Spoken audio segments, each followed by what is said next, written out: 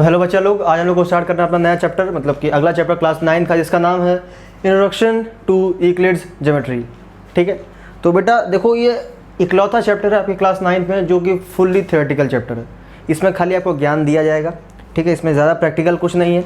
जो कि अब जैसे आपने काफ़ी चीज़ें पढ़ी हैं, आप जितने पढ़ते हुए आए इसमें कि आपने पढ़ा है एक्सियम्स, एक वर्ड दिखा होगा, मतलब एक तरीके से आपने जो जो वर्ड्स अभी तक पढ़े हैं उनका असलियत मतलब क्या है, वो आए कहाँ से, उनको रखा क्यों गया, उनको निकाला क्यों गया, इसकी हम लोग बात करने वाले हैं। जैसा कि आपको दिख रहा होगा यहाँ पर लिखा हुआ है यूक्लिड्स ज्योमेट्री। तो बेटा यूक्लिड्स ज्योमेट्री इसको इसलिए कहा गया क्योंकि यूक्लिड्स हमारे बड़े ही अच्छे और बहुत ही अहम किरदार निभाएंगे ज्योमेट्री की शुरुआत में। मतलब he was the main character of the origination of geometry. समझ सकते हैं आप ना, मतलब यूक्लिड्स ने ज्योमेट्री को समझने का एक अलग ही मतलब निकाल के दिया था हम लोगों को। तो पहली चीज़ एकदम शुरुआत से शुरू करते हैं कि ज्योमेट्री की हमको ज़रूरत क्यों पड़ी। ज्योमेट्री की हमको ज़रूरत क्यों पड़ी बेटा, इसका मतलब इसके नाम में ही दिखता है हमको। इसका नाम क्या है? जियोमेट्री। जियो बेटा, जियो का मतलब होता है अर्थ, ठीक है ना। जियो का मतलब होता है अर्थ, और मेट्री मतलब वो मेट्री का असली वर्ड होता है मेट्रिन, METRIEN। मतलब कि ये जियोमेट्री शब्द है वो दो ग्रीक शब्दों से मिलकर बना है जो कि है जियो और मेट्रिन। जियो का मतलब बेटा होता है अर्थ और मेट्रिन का मतलब होता है मेज़र करना। मेट्रिन का मतलब होता है मेज़र करना। तो आप इस वर्ड से समझ पा रहे होंगे कि ज्योमेट्री का मतलब होता है अर्थ को मेज़र करना। तो इस चीज़ से आप समझ सकते हो कि ज़रूरत क्यों पड़ी थी। जब इंसानों को ज़रूरत पड़ी ज़मीन नापने की, आप देख पा रहे हो कि आज हम लोग के पास, हम लोग को पता है कि 14 स्क्वायर फीट ज़मीन मेरी है, वो तुम्हारी है, इतना तुम्हारा है। तो इसको जब नापने की शुरुआत हुई तो हाँ, इंसान के पास एक नया मेथड आया, या उसने एक नया मेथड ईजाद करा, या फिर उसकी डिस्कवरी करी, जिसको हमने बोला जियोमेट्री। ठीक है बेटा, जियोमेट्री की शुरुआत सबसे पहले करी थी इजिप्ट के लोगों ने, इजिप्शियन ने, मतलब एंशिएंट इजिप्शियन। आपको पता होगा शायद, आप लोग काफ़ी ज़्यादा मतलब सुने होंगे इस बारे में कि इजिप्शियन लोग काफ़ी ज़्यादा बुद्धिमान होते थे। जैसे कि उस टाइम पे भी उन्होंने पिरामिड्स बनाए थे। तो वो सब कैसे कर लिया, तो आप ये मान के चलो ज़्यादातर जितनी भी खुरपेच वाली चीज़ें होती हैं ना, वो इजिप्ट से चालू होती हैं। ठीक, या जो भी कोई ऐसा चेंजमेंट जो अपनी ज़िंदगी में क्रांति ले आता है या रिवॉल्यूशन ले आता है, वो ज़्यादातर, मतलब मेरे हिसाब से ज़्यादातर इजिप्ट से ही शुरू होता है। ठीक है ना। तो ज्योमेट्री की शुरुआत भी आपके एंशिएंट इजिप्शियन लोगों ने करी थी। ठीक है, उन्होंने थोड़ा सा डिस्कवरीज करी, काफ़ी डिस्कवरीज हुई, ठीक है ना, काफ़ी डेवलपमेंट्स भी हुए। फिर उसके बाद ये नॉलेज, ज्योमेट्री की नॉलेज धीरे धीरे पहुंची ग्रीक लोगों के पास। ग्रीक ने हमको कई सारे महान मैथमेटिशियंस दिए, जिनमें से कुछ नाम है थेल्स, जिसका आप सुन चुके हो, पाइथागोरस आप सुन चुके हो, और यूक्लिड्स, जिसका आप अब सुनोगे। तो पहली चीज़ ये आपके, अब इसके बाद आपके दिमाग में ये आएगा कि सर इतने बड़े बड़े थे, यूक्लिड्स को ही क्यों पढ़ा जा रहा है। आपने इसको एक अलग चैप्टर दे दिया, introduction to Euclid's geometry. Geometry की शुरुआत, ज्योमेट्री का नाम ही रख दिया आपने यूक्लिड्स ज्योमेट्री। ऐसा क्यों बेटा? इसलिए कि हमारे पास जो भी मेथड्स है, आपको पता है इंसान की प्रवृत्ति होती है डेवलप करना। ठीक है, हर चीज़ डेवलप करता है वो, एडाप्टेशन। समझो, आप हर माहौल में ढलते हो, वहाँ की चीज़ों को ऑब्जर्व करते हो, उसके मुताबिक अपने आप को डेवलप करने की कोशिश करते हो। हर इंसान ये करता है, ठीक है ना। तो उसी प्रकार से जब शुरू में ज्योमेट्री की शुरुआत हुई होगी, जब ज्योमेट्री हमारे सामने आई तो काफ़ी डेवलपमेंट्स हुई होंगी, माना मैंने, लेकिन काफ़ी उसमें एरर्स भी होंगे। तो यूक्लिड्स एक तरीके के ऐसा इंसान था यूक्लिड्स हमारा कि उसने मैथमेटिक्स की ज्योमेट्री ब्रांच में ऐसा प्रलय ला दी, एक रिवॉल्यूशन ला दिया, जिससे कि ज्योमेट्री पढ़ना बहुत ज़्यादा आसान हो गया। उसने क्या करा, उसने कुछ नए नए चीज़ें बताई। उनके द्वारा, उनका ये मतलब आम भाषा में बोलें या एक सेंटेंस में बोले तो उन्होंने कुछ प्रूवन स्टेटमेंट्स का इस्तेमाल किया, जो पहले से सिद्ध हैं, जो फैक्ट्स हैं या जो फैक्चुअल हैं, ठीक है, जो पहले से सिद्ध हैं, उन स्टेटमेंट्स का इस्तेमाल किया कुछ चीज़ों को बताने के लिए। जैसे कि आपको पता है कि 1 + 1 2 होता है, ठीक है ना। तो एक तरीके ये ट्रूथ है, ये ट्रू है, 1 + 1 1 + 1 2 होता ही है। इसका कोई प्रूफ की ज़रूरत नहीं है, ठीक है ना। तो कुछ ऐसे ही चीज़ें इनका इस्तेमाल किया, या देखो, आप कहोगे सर इसमें बड़ी बात क्या है। इससे बड़ी बात बेटा ये है, आपको पता होगा जब ग्रेविटी की खोज हुई थी, जब ग्रेविटी को ढूंढा गया था, तब एक सेब गिरा था खाली। तो क्या उससे पहले कभी सेब गिरा नहीं होगा? मेन मतलब ये होता है कि किसने उसको ऑब्जर्व किया, किसने उससे अपने मतलब की चीज़ निकाली, किसने उससे ऐसी चीज़ें ढूंढी जो इंसानी प्रजाति को आगे बढ़ा सके। तो ये नहीं है कि मतलब जो भी एक्सियम्स या जो भी पोस्टुलेट, जो भी चीज़ है, कुछ भी यूक्लिड्स ने बताया वो पहले से थी नहीं, थी वो पहले से भी, लेकिन यूक्लिड्स ने उसको ऑब्जर्व किया, उन्होंने बताया कि इसका इस्तेमाल इस प्रकार से भी करा जा सकता है। हम लोग इसका इस्तेमाल डेली रूटीन में करते हैं, ठीक है ना। और जैसे आप अगर अपनी पूरी दिनचर्या देखें सुबह से शाम तक की, काफ़ी चीज़ें ऐसी होंगी जो आप पहले मान के चलो अरे ये तो होता ही है, ये तो होता ही है, इसकी प्रूफ की क्या ज़रूरत है भाई, ऐसा नहीं होता है। तो वही चीज़ें, इसको ऑब्जर्व करना, आप करते रोज़ हो, मतलब वही चीज़ें जो हर चीज़ आपके साथ होती रोज़ है, आपके साथ के हर इंसान के साथ होती है, लेकिन डिपेंड करता है हर इंसान उसको ऑब्जर्व करके उससे अपने मतलब कैसे पूरा करता है। और आखिर में तो आपको ही पता है इंसान मतलबी होता है, दुनिया मतलबी थी, मतलबी है, मतलबी रहेगी, ठीक है ना। तो वही चीज़, तो आपको पता है इंसान अपने मतलब के लिए चीज़ों को खोजता है, इसीलिए वो इंसान है। इंसान और जानवर में फ़र्क क्या है कि वो डेवलपमेंट कर सके, सबसे बेसिक चीज़ वो डेवलप कर सके, अपने आप को ईजाद कर सके, अपने अंदर की नई नई चीज़ें ढूंढ सके, ठीक। तो उसी प्रकार से यूक्लिड्स ने ये छोटी सी चीज़ जो ऑक्सियम्स है, एक्सियम्स में बार बार आपने नाम सुना होगा, एक्सियम्स क्या होती हैं, इस चैप्टर में आपको कई नाम सुने आपने अभी तक, जब जितनी आपने मैथ्स पढ़ी है काफ़ी नाम सुने उसमें आपने सुना एक्सियम्स क्या होता है, आपने सुना पोस्टुलेट्स होता है, एक चीज़ कोरोलरी भी होती है, एक चीज़ थ्योरम भी होती है। तो इस चैप्टर में आपका इन चारों वर्ड्स में जो डिफरेंस है वो आपका अलग होने वाला है। क्योंकि देखो अभी तक वैसे हालांकि आज देखा जाए, आज के ज़माने में या आज के मैथ्स में हम लोग जब यूज़ करते हैं इन वर्ड्स को तो इन सबका मतलब हम एक ही मान लेते हैं, मतलब एक्सियम्स और पोस्टुलेट्स को तो एक ही मान के चलते हैं, थ्योरम को हाँ थोड़ा सा अलग मान लेते हैं। कोरोलरी जो होता है, आपने जो पहले चैप्टर्स पढ़ चुके हो उसमें बताया था, मैं नहीं बताया था। कोरोलरी क्या होता है कि जो एक ऐसी थ्योरम जो किसी थ्योरम से प्रूव हो। तो मतलब कि हम लोग क्या करते हैं, ज़्यादा कुछ इस पर जोर नहीं डालते हैं, है कि नहीं, क्योंकि इसका कोई यूज़ ही नहीं है। हमको थियोरेटिकल ज्ञान से क्या मतलब जो हमको प्रैक्टिकली हर चीज़ करनी है, ये सोच है हमारी, ठीक है ना। तो ये, लेकिन ये सोच बनी कैसे, इस सोच की शुरुआत किसने करी, इस सोच की शुरुआत हुई यूक्लिड्स के द्वारा। यूक्लिड्स ने जो हमको पहले से बता दिया कि हाँ भाई साहब ये चीज़ें होती, तुम इसका इस्तेमाल कर सकते हो जीवन में। तब तुमने कहा हाँ चलो भैया ने बोल दिया है, इनकी बातें भरोसा करते हैं, अब जो ये बोल चुके हैं जब ये होता है तो होता है बस। तो वही चीज़ करनी है। तो ये शुरुआत कैसे हुई यूक्लिड्स की, इसीलिए इस चैप्टर में आप देख पाओगे ये चैप्टर काफ़ी ज़्यादा कॉमन नहीं होता है आप लोग में, कुछ काफ़ी ज़्यादा टीचर्स इसको स्किप करा देते हैं। मैंने सोचा था मैं भी स्किप करा दूँ, लेकिन चैप्टर काफ़ी छोटा है, ठीक। बहुत ही रेयर केस होता है जिससे कोई किसी कंपटीशन में इससे रिलेटेड कोई चीज़ पूछी है, क्योंकि ये पूरा थ्योरेटिकल है। इसमें कुछ ऑक्सियम्स हैं, कुछ पोस्टुलेट्स हैं जो रटने वाली होती हैं, ठीक है ना। लेकिन हाँ, हालांकि आपका क्लास 9th है तो होने को वो टीचर पर डिपेंड करता है। काफ़ी अलग अलग स्कूल्स में, ज़्यादातर स्कूल्स में 9th इंडिपेंडेंट होता है, मतलब वो जो भी एग्ज़ाम्स होते हैं वो बोर्ड्स या किसी पर्टिकुलर एजुकेशन सेंटर के नीचे नहीं आते हैं, ठीक है ना। तो 9th क्लास डिपेंड करता है, 9th क्लास के स्कोर या 9th क्लास का पेपर जो होता है वो हम लोग कभी भी पहले से ही वो नहीं कर सकते हैं, मतलब इमेजिन नहीं कर सकते हैं, क्योंकि जो वो डिपेंड करता है आपके टीचर पे, आपके स्कूल में या आपके जो भी एजुकेशन सेंटर है वहाँ पे आपका टीचर किस प्रकार का है, या उसका मेंटल कैसा है, मेंटली कैसा बनाता है वो पेपर, उसका तरीका क्या है, उस पर डिपेंड करता है। जैसे कि मान लीजिए मैं बोल दूँ कि ये चैप्टर हल्का फुल्का सा है, छोड़ो उसको, और क्या पता जो आपका टीचर हो उस चैप्टर से भर के पूरा पेपर दे दे, ठीक है ना। तो इसीलिए मैं ये चैप्टर पढ़ा रहा हूँ, या ज़्यादा टीचर इसीलिए इसको पढ़ाते हैं, ठीक। इसके बाद रही बात क्लास, जब आप 10th में जाओगे तो आपको सबसे पहला चैप्टर होता है यूक्लिड ज्योमेट्री वाला, या यूक्लिड्स ऐसे कुछ होता है। रियल नंबर्स में हम लोग लेमा का यूज़ ही करते हैं, यूक्लिड डिवीजन लेमा एक चीज़ होती है जो आप रियल नंबर्स में पढ़ोगे क्लास 10th में, वहाँ पे इसका थोड़ा बहुत नाम जिक्र होगा, ठीक है ना। इसीलिए आज हम लोग को ये चैप्टर शुरुआत करनी है। तो चलिए, काफ़ी बातें हमने कर ली हैं, अब चलिए शुरू करते हैं इंट्रोडक्शन टू यूक्लिड्स ज्योमेट्री। तो जैसा कि हम लोग बात कर रहे थे यूक्लिड्स के बारे में, मतलब उनके बारे में ही क्यों पढ़ाई करते हैं हम लोग, तो वही थोड़ी सी उसी पर चर्चा कंटिन्यू करते हैं और आगे बढ़ते हैं, ठीक है ना। जैसा कि आपके सामने लिखा है वाई टू स्टडी यूक्लिड्स, मैंने ये रीज़न आपको बताया अभी, क्योंकि उन्होंने एक अलग ही मेथड या एक आसान सा तरीका निकाला था ज्योमेट्री पढ़ने के लिए, ठीक है ना। वो क्या था, वो कुछ इस प्रकार से, मतलब वो, चलो स्टेटमेंट पढ़ लेते हैं फिर आगे बढ़ते हैं, ठीक है ना। स्टेटमेंट में जो आपको बताया मैं वही लिखा हूँ, यहाँ पे देख लेते हैं क्या लिखा हुआ है। Euclid was the mathematician who initiated a new way of thinking the study of geometry. जैसे कि मैंने आपको बताया कि यूक्लिड जो थे उन्होंने एक ज्योमेट्री की स्टडी को करने का एक नया तरीका निकाला था, ठीक है ना। He introduced the method of proving geometrical results by deducting some reasoning results। क्या करा उन्होंने एक ऐसा मेथड बताया जहाँ पे हम लोग ज्योमेट्रिक रिजल्ट्स को प्रूव करते थे, पहले से ही कोई रीजनिंग रिजल्ट्स निकले हुए हैं उनके द्वारा।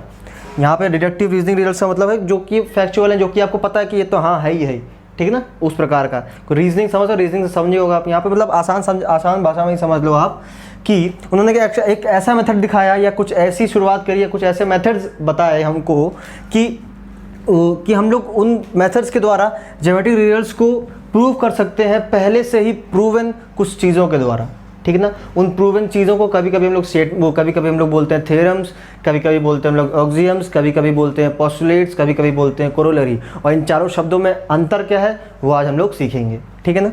तो पहली चीज़ उनकी अप्रोच क्या थी, अप्रोच टू जियोमेट्री। यूक्लिड्स की अप्रोच क्या थी, उन्होंने शुरुआत कहाँ से करी अपने मेथड में। तो उन्होंने 3 पॉइंट्स दिए, पहले हमको 3 स्टेटमेंट्स लिख के दिखाए, ठीक। Boundaries of solid are called surface. Sir ये तो पता था, इतने पागल थोड़ा हैं भाई, हमको पता, तुमको पता है, लेकिन पता कैसे है ये हम लोग आज पढ़ने वाले हैं, ठीक है ना। ये तुम सोच क्यों पा रहे हो, तुमको ऐसा इतना ज्ञान कैसे, कि तुमको कैसे पता है कि भाई बाउंड्रीज को सरफेस बोलते हैं, या कुछ लाइन या बाउंड्रीज कुछ पॉइंट्स कुछ होता है। वो इन्हीं सर जी के कारण है। जो कुछ हमको पता है वो श्री यूक्लिड्स महाराज के द्वारा बताया गया है हम लोगों को, ठीक है ना। तो पहला पॉइंट क्या है मेरा, boundaries of solid are called surface, ठीक है। सो किसी भी सॉलिड की बाउंड्रीज को हम लोग सरफेस बोलते हैं। जैसे कि ये मान लीजिए मैं एक कमरे में हूँ, मेरे को पता मैं कमरे में हूँ, ठीक है। आपके सामने दीवार दिख रही होगी, ठीक है। ये दीवार जो क्या है वो इस कमरे का सरफेस है, ठीक है ना। दूसरा क्या है, boundaries of surface known as lines. अगर आपको ये, जैसे मान लीजिए अगर ये बोर्ड है, इस बोर्ड को अगर मैं सरफेस मान लूँ एक, तो ये जो बाउंड्रीज है ये क्या है, ये इसकी ये लाइन है, ठीक है ना। तीसरा पॉइंट है lines and in points. Line का जो एंड है वो पॉइंट्स के द्वारा होता है। जैसे कि अगर ये लाइन है यहाँ पे, तो यहाँ पे एक पॉइंट मिलेगा ना, जहाँ पे यहाँ पे ख़त्म हो रही है लाइन। ये तो मान लीजिए एक क्लोज सरफेस है, ये देखो यहाँ पे ख़त्म हो रहा है, यहाँ पे पॉइंट मिलेगा, यहाँ पे पॉइंट मिलेगा ना, तो वो बताया। अब दूसरी चीज़ इसमें सर मतलब मेरे को समझ नहीं आया इसका यूज़ क्या है, मतलब ये क्यों बताया गया है, इसका इस्तेमाल कैसे करा उन्होंने। तो इसका इस्तेमाल उन्होंने कुछ इस प्रकार से करा कि उन्होंने ये दिखाया, रिलेशन दिखाया। देखिए बाउंड्रीज, फिर बाउंड्रीज के अंदर, फिर लाइन के अंदर। तो पहले उन्होंने शुरुआत करी सॉलिड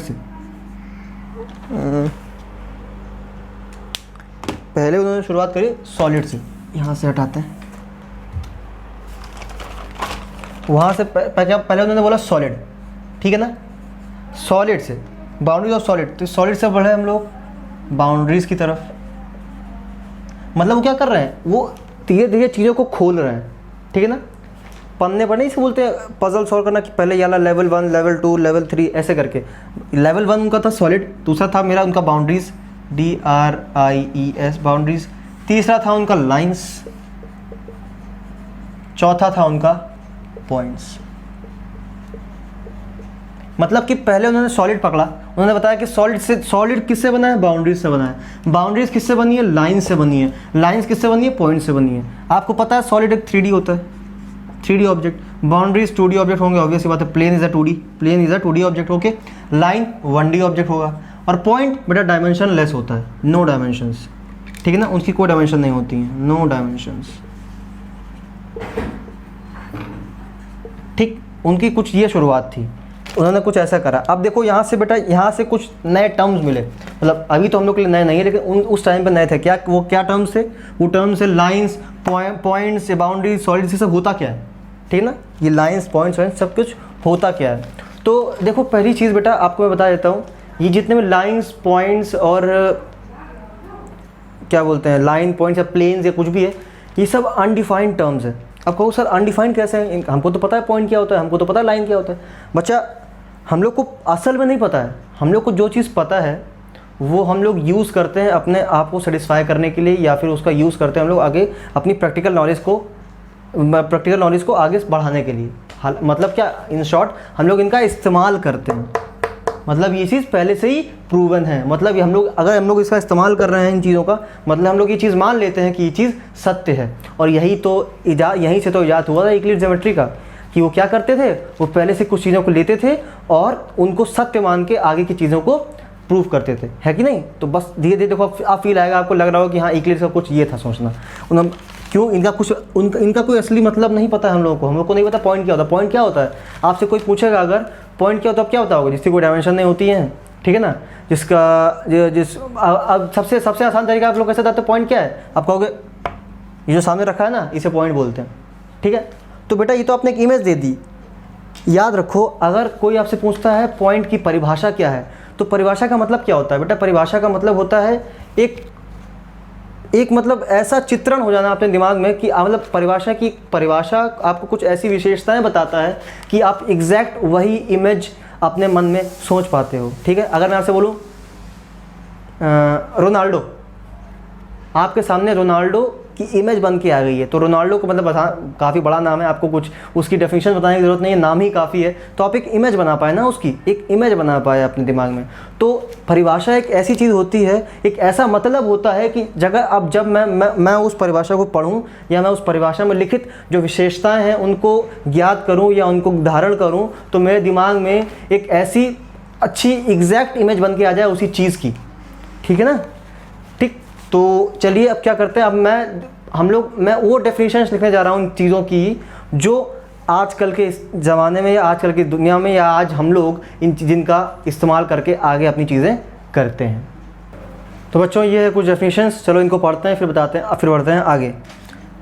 पहला है पॉइंट। पॉइंट क्या होता है बेटा? Point is that which has no part. सबसे आसान वो मतलब ये इसका मतलब ये नहीं कि यही इसकी डेफिनेशन है सिर्फ, यहाँ पे मैंने सबसे आसान शब्दों का इस्तेमाल किया है इन चीज़ों को बताने में। ठीक है ना, पॉइंट क्या है? A point is that which has no part. अगर मेरे पास ये पॉइंट है तो आप इस पॉइंट को फर्दर डिवाइड नहीं कर सकते हो, है ना, बस यही बोला गया है। लाइन क्या होता है? A line is a breathless length. Line is a breathless length, जिसके पास सिर्फ लेंथ हो, ब्रेथ ना हो। आप देख पा रहे हो यहाँ पर लाइन और स्ट्रेट लाइन अलग अलग लिखा है मैंने। जैसे कि मैं बोलूँ अगर ये जा रहा है, अगर ये भी एक तरीके की लाइन है, क्यों? इसके पास सिर्फ लेंथ है, ब्रेथ नहीं है। ठीक है ना, ये भी एक तरीके के लाइन है। अब आप ये बोल सकते हो सर ये तो आर्क है, हमको पता है, तो वो तो बाद में पता चला ना बेटा। असल में देखो, line is a breathless length होती है, इसके पास कोई ब्रेथ नहीं है, सिर्फ लेंथ जा रही है इसकी, तो ये असल में एक लाइन है। ठीक है ना, इसका मतलब लाइन दो प्रकार की हो सकती हैं, या तो कर्व हो या तो फिर स्ट्रेट हो। ठीक है ना, तो यहाँ पर लोग सिर्फ देख रहे हैं, सिर्फ लाइन की परिभाषा पढ़ रहे हैं। वो लाइन क्या होता है? A line is a breathless length. ठीक है ना, अब आते हैं अगला, सरफेस। सरफेस क्या होता है बेटा? A surface is that which has length and breadth only. जिसके पास लेंथ और ब्रेथ सिर्फ हो, मतलब सिर्फ लंबाई हो और सिर्फ चौड़ाई हो उसके पास, तो वो चीज़ क्या कहलाएगी? वो चीज़ कहलाएगी हमारी सरफेस। अगला है बेटा स्ट्रेट लाइन। स्ट्रेट लाइन की डेफिनेशन क्या है? वो बोल रहा है a line which lies evenly with the points on itself। मतलब कि दो लाइन है मेरे पास, एक ऐसे कुछ इस प्रकार से जा रही है, ठीक, और एक एकदम स्ट्रेट जा रही है, ठीक। तो इस परिभाषा के अकॉर्डिंग क्या बोला गया है? A line which lies evenly with the points on itself. इस लाइन पर जो पॉइंट्स गिर रहे हैं उस पर इवनली मतलब अच्छे से बराबरी पे बट रही है। ठीक है ना, तो कब हो सकता है? जैसे मान लो मेरे पास ये लाइन, तो यहाँ पे पॉइंट होगा, यहाँ पे पॉइंट होगा, यहाँ पे पॉइंट होगा, यहाँ पे ऐसे बताते हैं आपको। मेरे पास ये पॉइंट्स हैं 1 2 3 4 5 6 7। अरे यार तिरछा जा रहा है, ये तो स्ट्रेट कैसे बनाए हैं? Let me try. 1 2 3 4 5। मैंने ये 5 पॉइंट्स रखे हैं और ये स्ट्रेट है भाई, क्योंकि हमने इससे बनाया। हाँ स्ट्रेट है, ठीक है ना।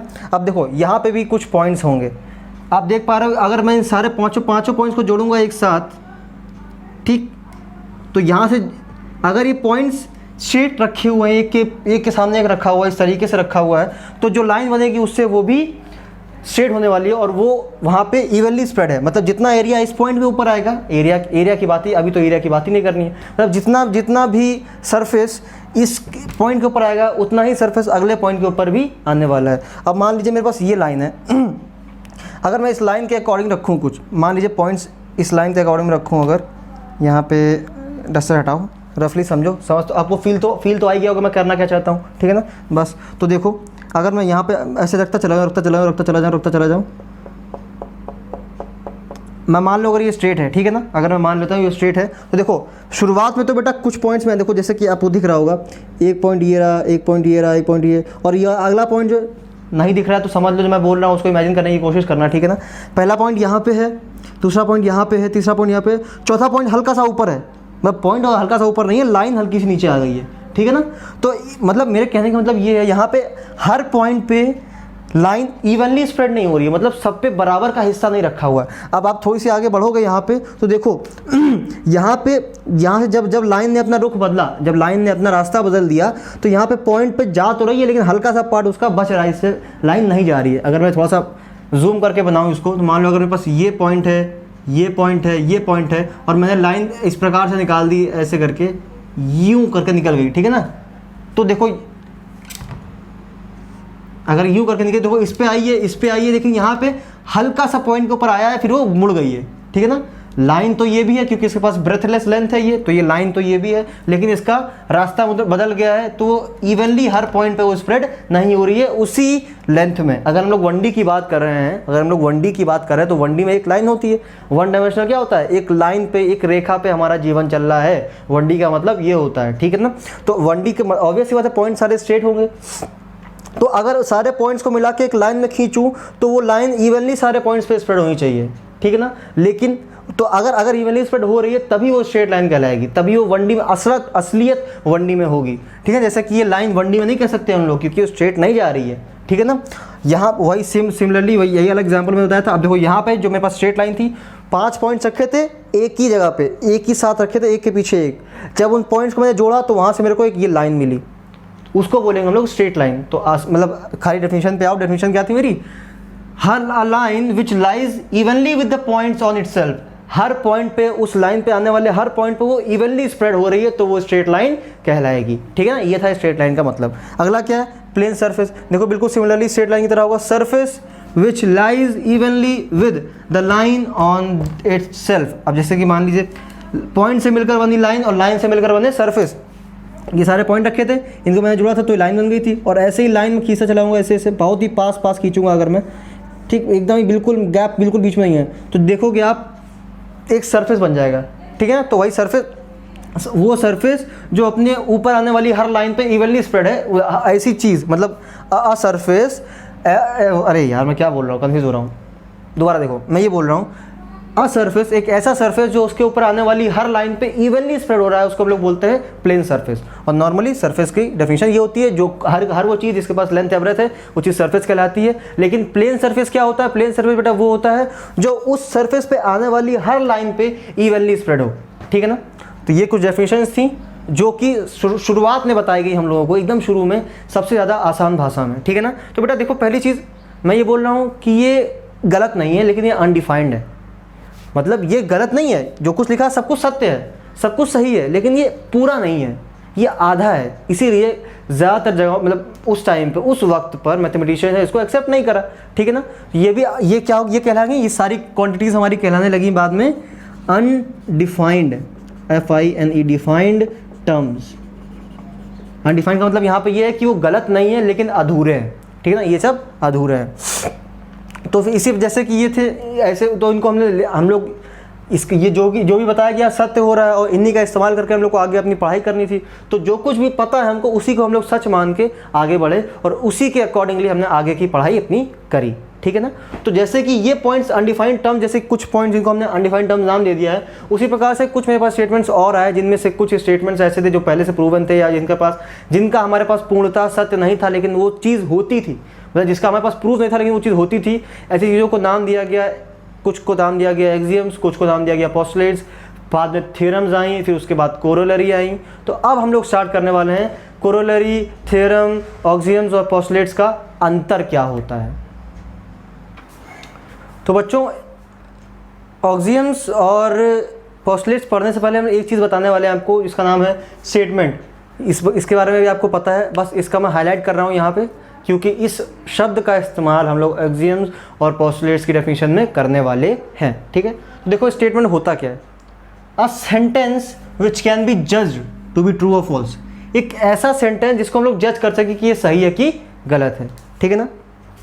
जैसे कि कोई भी, सबसे अच्छा एग्जाम्पल मैं इस चीज़ का बताना चाहूँगा, जैसे कि आप पिक्चर देखते हो, मूवीज़ देखते हो ना, उसमें कोई पुलिस का सीन आया तो पुलिस क्या बोलती है कि जो भी वहाँ पे था बंदा, जैसे मान लो कोई कांड हुआ, ठीक है ना, कोई एक्सीडेंट हुआ, कोई मर्डर हुआ, तो वहाँ पे लोग पहले गवाह देखते हैं, आई विटनेस देखते हैं ना वहाँ पे, कि वहाँ पे आई विटनेस कौन था। आई विटनेस को मान लीजिए कोई आया आई विटनेस, ठीक है ना, तो क्या बोलते हैं कि इस आई विटनेस का स्टेटमेंट लो, यही बोला था ना, यही बोलते हैं हमेशा ही। देखो आपने कभी नहीं बोला होगा कि उसका सेंटेंस लो जाके या उसकी बातें सुनो जाके, या तो बयान या फिर स्टेटमेंट, ठीक है ना। तो उसी इसका मतलब क्या, वो स्टेटमेंट, इस वर्ड में कुछ पर्टिकुलर कुछ अलग बात होती है। तो स्टेटमेंट का मतलब क्या होता है बेटा, वो ऐसा सेंटेंस होता है जिसके आधार पे हम लोग जज कर सकें कि वो सत्य है कि गलत है। जैसे कि मान लीजिए आई विटनेस हमको जो कुछ भी बताने वाला है सिचुएशन से रिलेटेड, तो हम ये मान के चलेंगे जो भी बता रहा है वो पहले मतलब वो उससे पहले बातें सुनेंगे हम लोग, सारे जो भी उसका बयान, जो भी उसकी बातें, सेंटेंस है, जो कुछ भी वो बोलेगा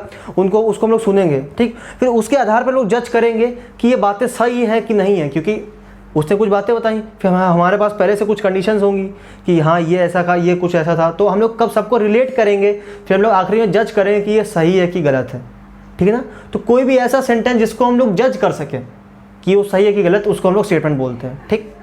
जैसे कि एग्जाम्पल मेरे पास लिखा हुआ है, the sum of all angles of quadrilateral, the sum of all angles of quadrilateral is 180 degree.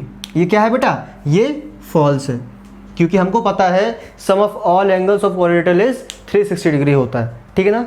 तो हमने जज करा, इस सेंटेंस को जज करा हमने, उस जज करने के बाद ये चीज़ एक स्टेटमेंट बन गई, मतलब कि ये चीज़ गलत है। हमने जज किया कि ये चीज़ गलत है, हमको पता है कि ये चीज़ फॉल्स है, तो ये चीज़ हमारी कहलाई स्टेटमेंट, ठीक है ना। आप मान लीजिए सर इसमें कुछ नया क्या था, कुछ अच्छे से समझ नहीं आया, और अच्छे से समझाइए। तो मेरे पास एक एग्जाम्पल और है, x + 7 is greater then 12 is a sentence not a statement. लिखा है मैंने कि ये चीज़ जो है ना, ये चीज़ एक स्टेटमेंट है, इसको सॉरी ये चीज़ एक सेंटेंस है, इसको हम लोग स्टेटमेंट नहीं बोल सकते हैं। क्यों? ये चीज़ क्या हमेशा सही होगी? नहीं, क्योंकि अगर मैं बोल दूँ यहाँ पे x यहाँ पे अगर 1 रख दूँ, अगर मैं x यहाँ पे 1 रखूँ तो 1 + 7 क्या ये 12 से बड़ा है? 7 + 1 कितना होता है? 8। क्या ये 12 से बड़ा है? नहीं, तो ये गलत है। लेकिन अगर मैं x की वैल्यू रख दूँ 9, अगर मैं x की वैल्यू रख दूँ 9, तो 9 + 7 कितना होता है? 16। क्या 16 12 से बड़ा है? हाँ। तो एक ही चीज़ गलत भी हो रही है और एक ही चीज़ गलत भी हो रही है और सही भी हो रही है। तो मतलब ये चीज़ें, मतलब इसका कोई हम लोग कोई निश्चय नहीं, वो मतलब नहीं, एक पुख्ता सबूत नहीं है ये हमारे लिए, ठीक। मतलब इसके बेसिस पे हम लोग नहीं बता सकते हैं कि ये सही है कि गलत है। तो ये चीज़ एक स्टेटमेंट हम लोग कब बता सकते थे? हमारे पास अगर कोई और भी कंडीशन होती। अगर मैं मान लेता कि यहाँ पे लिखा है कि x + 7 था यहाँ पे, ठीक, और मैं यहाँ पे एक और चीज़ दे देता वेयर, अगर यहाँ पे लिख के मैं दे देता यहाँ पे where x is always greater than 10, अगर मैं ऐसा कुछ कंडीशन दे देता तो ये चीज़ हमेशा ट्रू होती है ना, ये चीज़ हमेशा ट्रू होती है। फिर बोलूँ मैं यहाँ पे ग्रेटर देन 7 कर दूँ, अगर मैं ग्रेटर देन 7 कर दूँ, तो देखो अगर ये कंडीशन भी लग जाती है तब इसके बाद मैं बोल सकता हूँ कि ये चीज़ जो दी गई है वो एक स्टेटमेंट है, जो कि एक ट्रू स्टेटमेंट है, ठीक है ना। अगर मैं यहाँ लिख देता कि मैं x is always less than 7, तो तब भी ये स्टेटमेंट होता, लेकिन वो एक फॉल्स स्टेटमेंट होता, ठीक है ना। तो यहाँ पे मेन चीज़ थी स्टेटमेंट को समझना, इसका मतलब क्या होता है, ठीक। एक ऐसा सेंटेंस जिसके आधार पे हम लोग ये डिसाइड कर सके कि वो चीज़ सही है कि गलत है, ठीक। तो इसका मतलब ये था एक स्टेटमेंट का नॉर्मलाइज डेफिनीशन। तो बच्चों ये है एक्सियम्स और पोस्टुलेट्स की एक डेफिनीशन। तो पहले डेफिनीशन पढ़ते हैं, फिर इसका मतलब समझाते हैं आपको, ठीक है ना। डेफिनेशन है बेटा, self evident true statements used throughout mathematics and not specifically linked to geometry are known as axioms, while those who are specific to geometry are known as postulates। सब ऊपर से निकल गया सर कुछ समझ में नहीं आया, ये क्या कि बड़े बड़े शब्द लिखे हुए हैं, मतलब तो समझाओ। तो देखो सेल्फ एविडेंट का मतलब क्या होता है, मार्कर चेंज कर रहे हैं, मेरे पास ग्रीन मार्कर क्यों है।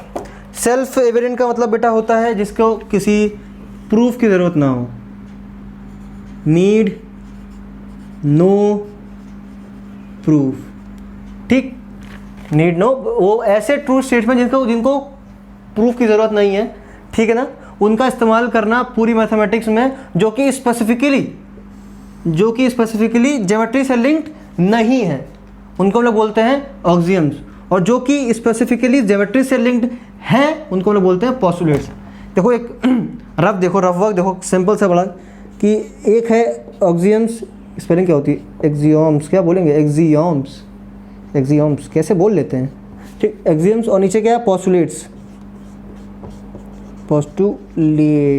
ये स्पेलिंग होती है, देखना एक बार, मेरे पास तो ये लिखी। तो पोस्टुलेट्स और ऑक्सियम्स। बेटा ऑक्सियम्स के आसान भाषा में देखें तो पोस्टुलेट्स वो होते हैं जो स्पेसिफिकली वो प्रूवन स्टेटमेंट्स, वो सेल्फ एविडेंट स्टेटमेंट्स जो सिर्फ ज्योमेट्री में यूज होते हैं।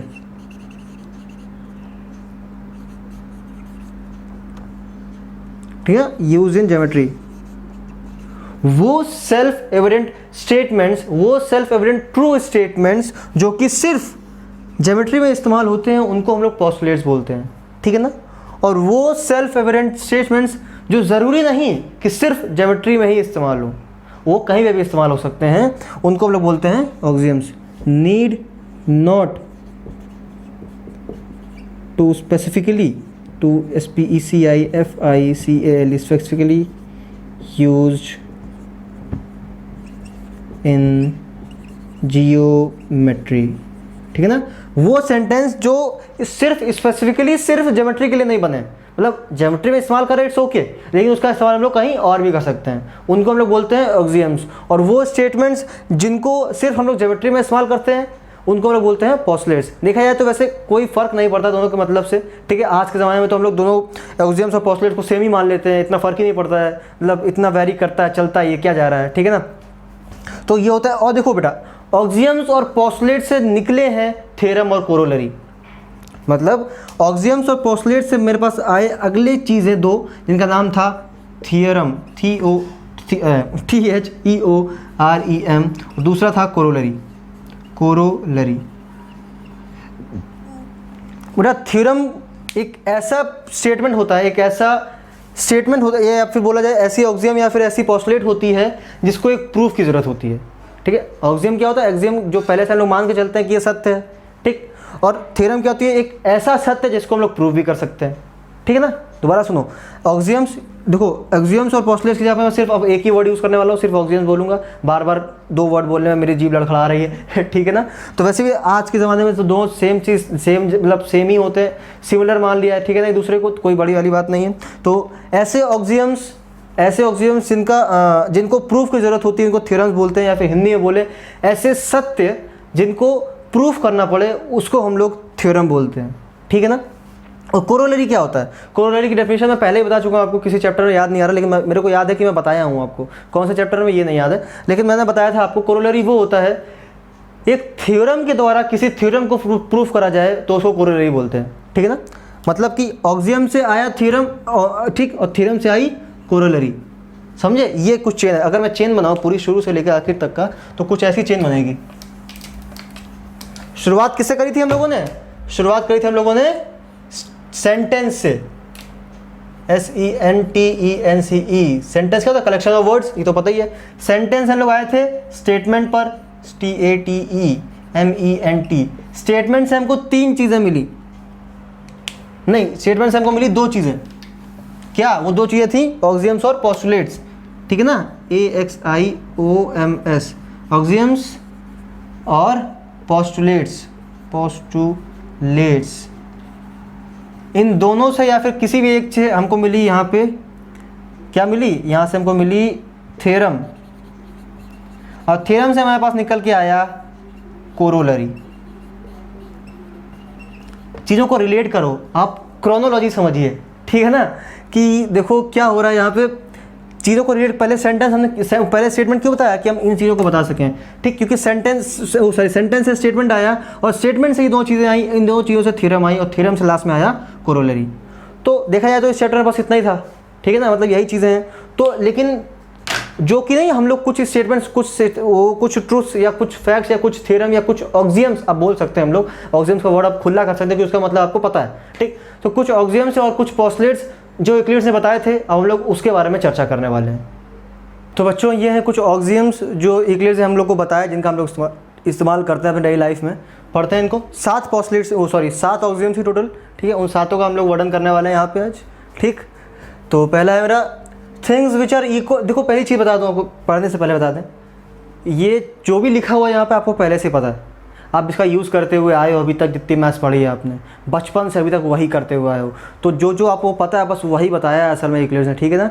लेकिन हालांकि आप जब देखोगे आप कि ये चीज़ पहले, ये इसका कोई प्रूव ही नहीं है, इसलिए उसको ऑक्सियम्स की श्रेणी में रखा गया है। ठीक, देखो ध्यान से क्या है, पहला है things which are equal to same thing will equal to each other. अगर things which are equal to same thing are equal to each other, मतलब कि अगर A is equals to B है और B is equals to C है, इसका मतलब ये होगा कि A is equals to C होना चाहिए। मतलब things which are equal to same thing, मतलब A B के इक्वल है और C भी B के इक्वल है, will equal to each other, तो एक दूसरे के इक्वल भी वो होंगी। अच्छा, ये चीज़ आपको पहले से पता नहीं थी क्या? ये चीज़ पक्की भाई, ये तो होना ही होना है, इसमें क्या प्रूफ की ज़रूरत है?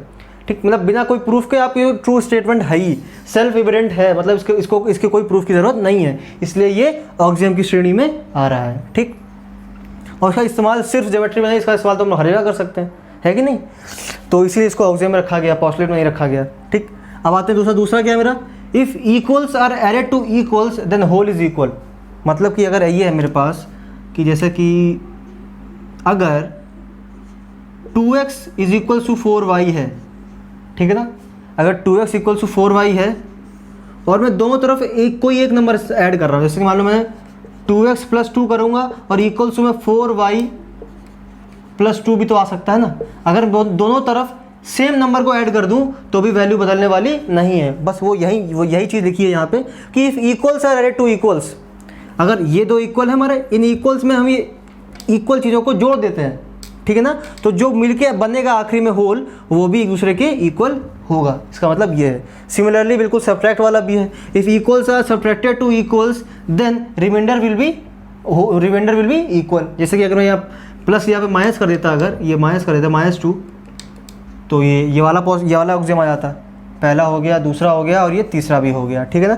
चौथे पे आते हैं, चौथा क्या बोल रहा है? चौथा बोल रहा है बेटा things which coincide with one and other are equal to one and other होगा। हाँ, मतलब जो चीज़ें एक दूसरे को कोइंसाइड कर रही हैं, जैसे कि मेरे पास दो मार्कर्स हैं, इस मार्कों को ये मार्कर कोइंसाइड कर रहा है, ठीक है ना, मतलब बिल्कुल पूरा का पूरा ऊपर आ जाता है, बिल्कुल सरफेस बन गया। देखो ये है ना, ये बराबर पे है ना एकदम, तो ये दोनों मार्कर एक दूसरे के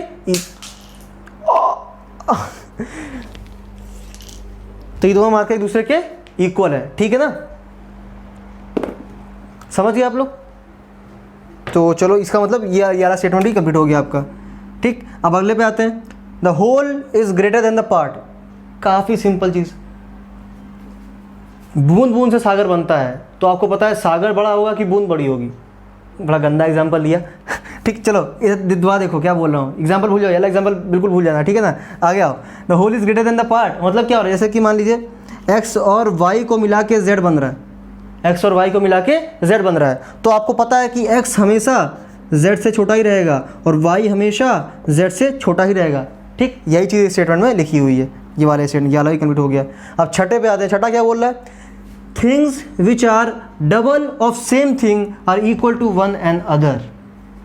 things which are equal, things क्या बोल रहा है? Things which are double of same thing are equal to one and other, ठीक है ना। जैसे कि इसका मतलब ये हुआ है, मेरे पास अगर y है, y इक्वल टू 2x लिखा हुआ है, ठीक है ना, और मेरे पास लिखा हुआ है x is equal to 2z। तो आप देखो, आप पढ़ो, आप क्या बोल रहा है? Things which are double of same thing, things which, यहाँ पे रुको, कोई दूसरा वेरिएबल लेना चाहिए था हमको, यहाँ पे 2z ले देते हैं, ठीक है ना। देखो अब, things which are double of same thing are equal to one and other, मतलब सेम चीज़ के डबल है। देखो यहाँ पे y किसे, y 2z के बराबर है और x भी 2z के बराबर है, ठीक है। इसका मतलब y और z एक दूसरे के इक्वल होंगे।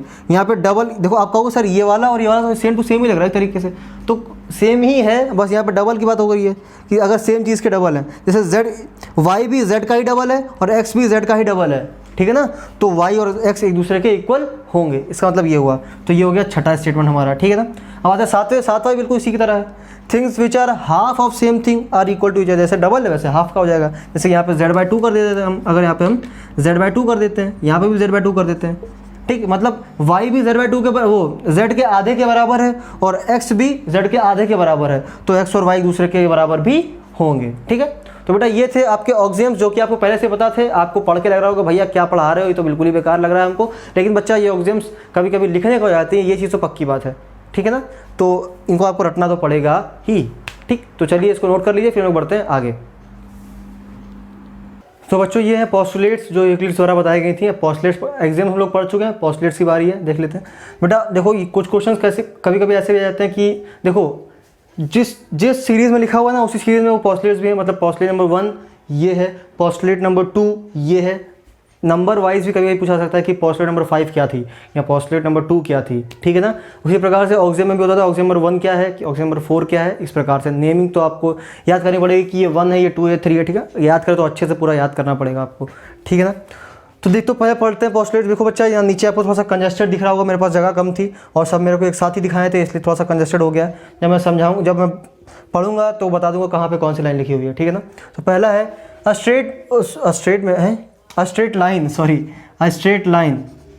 स्ट्रेट लाइन में be drawn from any point two any other point. मतलब किसी भी स्ट्रेट लाइन को हम लोग किसी भी पॉइंट से अगले किसी पॉइंट में हम लोग मिला के बना सकते हैं, ठीक है ना। मतलब कोई भी स्ट्रेट लाइन के लिए बनाने के लिए सिर्फ 2 पॉइंट चाहिए और किसी वो पॉइंट कोई भी हो सकते हैं, ठीक है ना। कोई भी 2 पॉइंट ले लो, वहाँ से आप जोड़ दो तो वो स्ट्रेट लाइन बन जाएगी, ठीक है। अगले पे आते हैं। अगला है मेरा a terminated line can be produce infinitely. Terminated line का मतलब हो रहा है वो लाइन जो खत्म हो चुकी है। जैसे कि ये लाइन मेरे पास रखी हुई है, ये लाइन, इस लाइन को हम लोग इन्फिनिटली प्रोड्यूस कर सकते हैं, कहीं कहाँ जा सकती है, इन्फिनिट तक, ठीक है ना ये। और बेटा आसान भाषा में हम लोग टर्मिनेटेड लाइन को लाइन सेगमेंट बोलते हैं, ठीक है ना। अब मतलब पहले जब ये पॉस्टुलेट दी होंगी उन्होंने, तब वहाँ पे तब तक ये वोकैबुलरी या फिर लाइन सेगमेंट वाला शब्द नहीं बना होगा या नहीं ईजाद हुआ होगा, इसलिए उन्होंने बोला है टर्मिनेटेड लाइन, जो लाइन मतलब ऐसी लाइन जो लाइन खत्म हो रही है। तो उस लाइन को मतलब एक तरीके से बोला जाए, अब बोले हम लोग अगर कि एक लाइन सेगमेंट को हम लोग एक लाइन की तरह इन्फिनिट तक खींच सकते हैं, ठीक है, प्रोड्यूस कर सकते हैं। ये थी उसकी दूसरी वाली पॉस्टुलेट। पहली होगी, दूसरी होगी, तीसरी पे आते हैं। तीसरी है बेटा a circle can be drawn with any centre and any radius. पढ़ के समझ में आ गया होगा। एक सर्किल किसी पॉइंट से, मतलब किसी पॉइंट को सेंटर मान सकते हैं और कितना भी रेडियस ले सकते हैं, वहाँ से हम लोग सर्किल को बना सकते हैं। ये था उनका तीसरा पॉस्टुलेट। चौथा ये लिखा हुआ है, चौथा है all right angles are equal to each other. काफ़ी आसान, काफ़ी ज़्यादा simple. All right angles are equal मतलब सारे राइट एंगल्स इक्वल होंगे एक दूसरे के, ये तो होना ही ऑब्वियस सी बात है, ठीक है ना। सब 90 डिग्री होने वाले। पांचवा थोड़ा बड़ा भी है और जो कुछ पूछने वाला होता है इसी में से आता है, इसी का स्टेटमेंट ज़्यादा पूछा जाता है। पांचवा बेटा यहाँ से स्टार्ट है आपका, पांचवा आपका यहाँ से स्टार्ट है, ठीक है ना। If a straight line falling on 2 straight lines makes interior angles on same side of its taken together less than 2 right angles, then 2 straight lines if produced will meet at, देखो यहाँ से था, अरे मैं बताने तो भूल ही गया। देखो इधर शुरू से पढ़ते हैं। If a straight line falling on 2 straight lines makes interior angles on same side of it taken together less than 2 right angles, then 2 straight lines if produced will meet at point where sum of angles is less than the right angles। क्या कथा पड़ गया sir को समझ में नहीं आया? तो बेटा देखो मैं समझाने वाला हूँ भी, लेकिन ये स्टेटमेंट आपको याद करना पड़ेगा, याद रखना, ये स्टेटमेंट आपको याद करना पड़ेगा, तो इसको याद करना ज़रूर, क्योंकि हो सकता है शायद लिखने को आ जाए आपके पास, ठीक। तो इसको इस सेंटेंस बड़े से सेंटेंस से बताया क्या गया, इस सेंटेंस हमको बताया गया कि हाँ अगर हमारे पास, मैं इसको ऊपर वाला हटा रहा हूँ, ठीक है ना, तो हाँ ये हटा देते हैं, कि अगर मेरे पास कोई भी रैंडमली स्ट्रेट लाइंस है, ठीक है ना, ज़रूरी नहीं वो पैरेलल हो, ठीक, और इन 2 स्ट्रेट लाइन को कोई तीसरी स्ट्रेट लाइन कट कर रही है, तो वो एंगल्स जो इंटीरियर बन रहे होंगे, जो इंटीरियर एंगल्स ये होगा, ये इंटीरियर एंगल्स हो गए, ठीक है ना। ये इंटीरियर एंगल्स हमारे अगर 90 से कम है, ठीक है, अगर ये 90 से कम है तो ये सेम साइड जहाँ पे इंटीरियर एंगल है वो साइड अगर मैं प्रोड्यूस करूँगा आगे तक तो वो एक पॉइंट पे मीट करेंगे लाइन, ठीक है ना, वो पॉइंट पे मीट करेंगी। और अगर वो मीट कर रही हैं तो वहाँ पे, अगर वो मीट कर रही हैं तो ये जो इंटीरियर एंगल्स होंगे उनका sum of 90 degrees sum of right angle से कम होगा, ये बताया गया है। ये भी ऑब्वियस सी बात है, अगर ये 90 से दोनों कम है, अगर ये दोनों एंगल्स 90 से कम है, तो जब इन दोनों को जोड़ेंगे हम तो उसका जोड़ भी तो 90 से 180 से कम ही आने वाला है। जैसे कि मान लीजिए ये वाला भी 90 से कम है, ये वाला भी 90 से कम है, जब इन दोनों को मैं जोड़ूंगा तो इन दोनों का सम जो आएगा वो 90 + 90 मतलब 180 से कम ही आएगा ना, ऑब्वियस सी बात है, वही बताया गया यहाँ पर, ठीक है ना। तो ये थी पॉस्टुलेट नंबर 5 यूक्लिड्स की, ठीक है ना बेटा। तो यहाँ से हम लोग का चैप्टर खत्म होता है, मतलब जो भी बताने वाला था वो बता दिया मैंने, ठीक। एक टॉपिक एक और अच्छी इंटरेस्टिंग चीज़ है, जैसे कि मैं बता देता हूँ, मेरे पास है equivalent version of Euclid's 5th postulate. मतलब जो 5th पॉस्टुलेट है ना, यहाँ से एक और इक्विवेलेंट वर्जन आया था बाद में, जो कि किसने बताया था, जो कि बताया था जिसको नाम दिया था हम लोग ने प्ले फेयर्स ऑक्सियम, ठीक है। उस ऑक्सियम को नाम दिया था हम लोगों ने प्ले फेयर्स ऑक्सियम। उस ऑक्सियम में पैरेलल लाइंस की बात हुई थी, जैसे कि यहाँ पे 90 डिग्री से कम वाला था, जैसे वैसे अगर मान लो यहाँ पे दो लाइंस है, ठीक है, वो ठीक तीसरी लाइन को कट कर रही है और इस तरीके से कट कर रही है कि ये एंगल्स 90 पे हैं, ठीक है ना, 90 पे, 90 से ज़्यादा है, 90 पे ही है, ठीक है ना। अगर ये 90 पे हैं तो ये लाइंस जब आगे बढ़ाते चले जाएंगे, कहीं से ही बढ़ा लो तुम, वो कभी मीट नहीं होंगी, और ऐसी लाइंस को हम लोग बोलते हैं पैरेलल लाइंस। यही है, मतलब ऐसे ये ज़रूरी नहीं कि सिर्फ यही कन्वर्जन आया था, काफ़ी कन्वर्जन आए थे, इक्विवेलेंट कन्वर्जन आए थे। एक आया था इंटरसेक्टिंग लाइंस वाला, ठीक है ना, कि आपकी इंटरसेक्टिंग लाइंस जो होती हैं, मतलब दो लाइंस सिर्फ एक ही जगह पे, एक ही पॉइंट पे इंटरसेक्ट कर सकती है, उनके बीच का इंटरसेक्शन पॉइंट सिर्फ एक ही हो सकता है, ठीक है ना, अगर वो अलग अलग, अगर वो इस प्रकार से जा रही है, ठीक है ना। एक कन्वर्जन ये भी था। काफ़ी कन्वर्जन आए, कुछ बुक्स में दिए गए, कुछ बुक्स में नहीं दिए गए, लेकिन जो इस चैप्टर में मेन चीज़ है वो चीज़ यही थी, पोस्टुलेट्स और ऑक्सियम्स और बाकी चीज़ जो मैंने आपको बताया, ठीक। तो आज ये चैप्टर खत्म करता हूँ मैं एक तरीके से अपनी तरफ से, ठीक है ना। मैंने कोशिश करी कि मैं एक ही लेक्चर में खत्म कर दूँ, क्योंकि चैप्टर इतना ज़्यादा इंपॉर्टेंट नहीं है जितना बाकी बुक है, ये बाकी बैच का सिलेबस है, ठीक है ना। तो चलिए खत्म कर देना चैप्टर, और आज का लेक्चर भी। मिलते हैं आपको अगले लेक्चर में अगले चैप्टर की शुरुआत के साथ।